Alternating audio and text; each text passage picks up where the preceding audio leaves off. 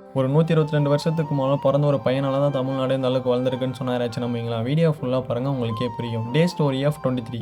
903 விருதுநகரில் ஒரு ஏழ்மையான குடும்பத்தில் தான் காமராசர் பிறக்கிறாரு. இவருக்கு சின்ன வயசுலேருந்தே பார்த்தீங்கன்னா பொலிட்டிக்கல் மேலே தான் அதிக இன்ட்ரெஸ்ட் இருக்குது.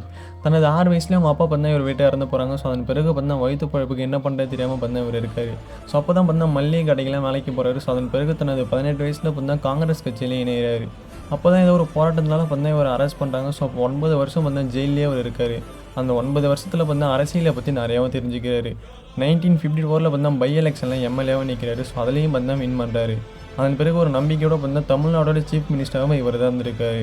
அதன் பிறகு 15,000 ஸ்கூலை ஓப்பன் பண்ணுறாரு. இது மட்டும் இல்லாமல் பார்த்தீங்கன்னா மதிய உணவு விதியும் வர வைக்கிறாரு. ஸோ அதன் பிறகு பார்த்தீங்கன்னா பசங்களும் வந்து படிக்கிறாங்க.